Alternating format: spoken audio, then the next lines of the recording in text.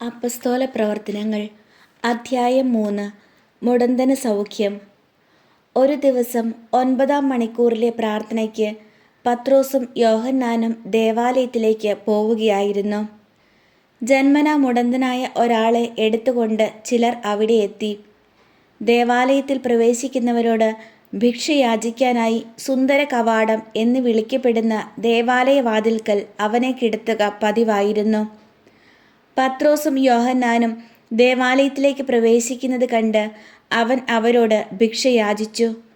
പത്രോസ് യോഹന്നാനോടൊപ്പം അവനെ സൂക്ഷിച്ചു നോക്കിക്കൊണ്ടു പറഞ്ഞു, ഞങ്ങളുടെ നേരെ നോക്കുക. അവരുടെ പക്കൽ നിന്ന് എന്തെങ്കിലും കിട്ടുമെന്ന് പ്രതീക്ഷിച്ച് അവൻ അവരെ നോക്കി. പത്രോസ് പറഞ്ഞു, വെള്ളിയോ സ്വർണമോ എൻ്റെ കയ്യിലില്ല. എനിക്കുള്ളത് ഞാൻ നിനക്ക് തരുന്നു. നസ്രായനായ യേശുക്രിസ്തുവിൻ്റെ നാമത്തിൽ എഴുന്നേറ്റ് നടക്കുക. പത്രോസ് വലത് കൈക്ക് പിടിച്ച് അവനെ എഴുന്നേൽപ്പിച്ചു. ഉടൻ തന്നെ അവൻ്റെ പാദങ്ങളും കണങ്കാലുകളും ബലം പ്രാപിച്ചു. അവൻ ചാടി എഴുന്നേറ്റ് നടന്നും കുതിച്ചു ചാടിയും ദൈവത്തെ സ്തുതിച്ചും കൊണ്ട് അവൻ അവരോടൊപ്പം ദേവാലയത്തിൽ പ്രവേശിച്ചു. അവൻ നടക്കുന്നതും ദൈവത്തെ സ്തുതിക്കുന്നതും ജനമെല്ലാം കണ്ടു. ദേവാലയത്തിൻ്റെ സുന്ദര കവാടത്തിങ്കൽ ഭിക്ഷ യാചിച്ചുകൊണ്ടിരുന്നവനാണ് അവനെന്ന് മനസ്സിലാക്കി അവന് സംഭവിച്ച കാര്യത്തെക്കുറിച്ച് അവർ അത്ഭുതസ്തബ്ധരായി.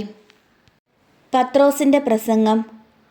അവൻ പത്രോസിനെയും യോഹന്നാനെയും വിട്ടുമാറാതെ നിൽക്കുന്നത് കണ്ടപ്പോൾ എല്ലാവരും ആശ്ചര്യപ്പെട്ട് സോളമൻ്റെ മണ്ഡപത്തിൽ അവരുടെ അടുത്ത് ഓടിക്കൂടി. ഇത് കണ്ട് പത്രോസ് അവരോട് പറഞ്ഞു, ഇസ്രായേൽ ജനമേ, നിങ്ങളെന്തിന് ഇതിൽ അത്ഭുതപ്പെടുന്നു? ഞങ്ങൾ സ്വന്തം ശക്തിയോ സുഹൃതമോ കൊണ്ട് ഇവന് നടക്കാൻ കഴിവ് കൊടുത്തു എന്ന മട്ടിൽ ഞങ്ങളെ സൂക്ഷിച്ചു നോക്കുന്നതെന്തിന്? അബ്രാഹത്തിൻ്റെയും ഇസഹാക്കിൻ്റെയും യാക്കോബിൻ്റെയും ദൈവം, നമ്മുടെ പിതാക്കന്മാരുടെ ദൈവം തൻ്റെ ദാസനായ യേശുവിനെ മഹത്വപ്പെടുത്തിയിരിക്കുന്നു. നിങ്ങൾ അവനെ ഏൽപ്പിച്ചു കൊടുത്തു. പീലാത്തോസ് അവനെ വിട്ടയക്കാൻ തീരുമാനിച്ചിട്ടും അവൻ്റെ മുമ്പിൽ വച്ച് നിങ്ങൾ അവനെ തള്ളിപ്പറഞ്ഞു. പരിശുദ്ധനും നീതിമാനുമായ അവനെ നിങ്ങൾ നിരാകരിച്ചു. പകരം ഒരു കൊലപാതകിയെ വിട്ടുകിട്ടാൻ അപേക്ഷിച്ചു. ജീവൻ്റെ നാഥനെ നിങ്ങൾ വധിച്ചു. എന്നാൽ ദൈവം അവനെ മരിച്ചവരിൽ നിന്ന് ഉയിർപ്പിച്ചു. അതിന് ഞങ്ങൾ സാക്ഷികളാണ്.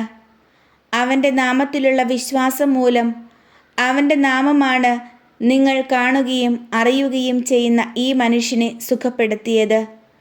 അവനിലുള്ള വിശ്വാസമാണ് നിങ്ങളുടെ മുമ്പിൽ വച്ച് ഈ മനുഷ്യന് പൂർണ്ണ ആരോഗ്യം പ്രദാനം ചെയ്തത്.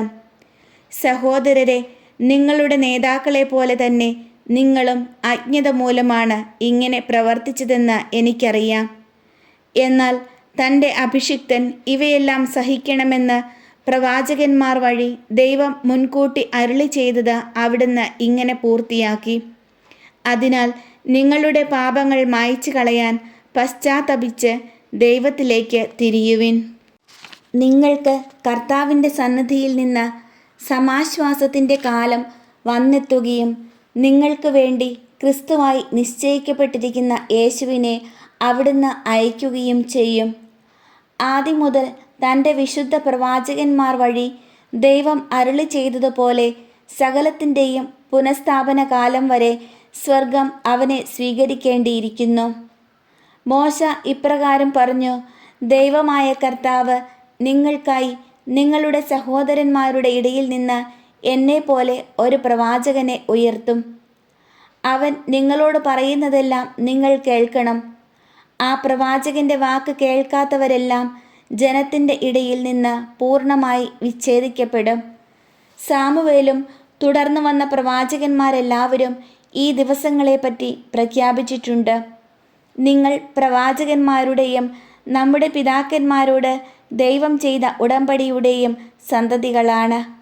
അവിടുന്ന് അബ്രാഹത്തോട് അരുളി ചെയ്തു, ഭൂമിയിലെ എല്ലാ കുടുംബങ്ങളും നിന്റെ സന്തതി വഴി അനുഗ്രഹീതമാകും. ദൈവം തൻ്റെ ദാസനെ ഉയിർപ്പിച്ച് ആദ്യം നിങ്ങളുടെ അടുക്കലേക്കാണ് നിയോഗിച്ചത്. നിങ്ങൾ ഓരോരുത്തരെയും ദുഷ്ടതയിൽ നിന്ന് പിന്തിരിപ്പിച്ച് അനുഗ്രഹിക്കാൻ വേണ്ടിയാണ് അത്.